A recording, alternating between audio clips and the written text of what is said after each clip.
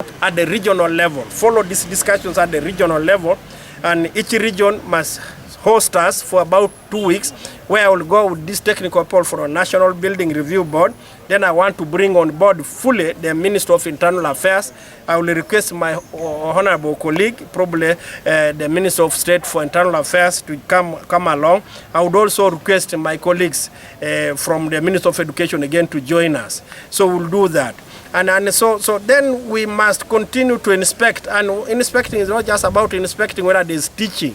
It is also critical to inspect to establish whether the conditions that obtain in the school are conducive for habitation. So that's what we have agreed here, and we are going to follow it up.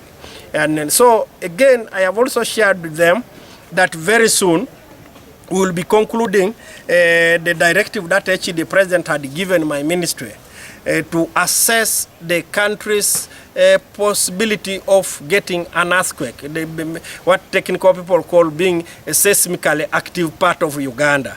An assessment has been done in Hoima, an assessment has been done in Kasese, and we have found that the buildings in most of those areas, the buildings by the time the assessment was concluded about a year ago, all fell short of the recommended standards.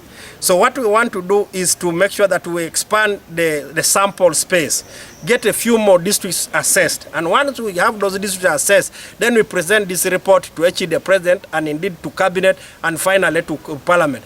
Then we will recommend the technical people to come with the building codes. Some of the building codes might be uniform.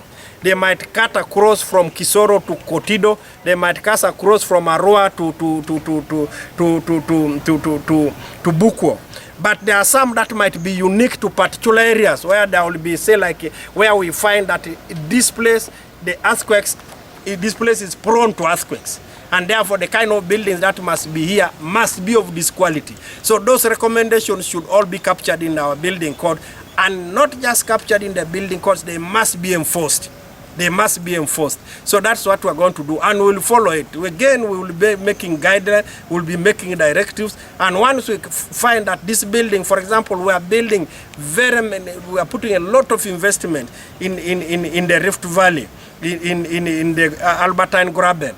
But the question is, are the buildings that we are putting there, do they conform to the potential challenges that can afflict the place as a consequence of being seismically active?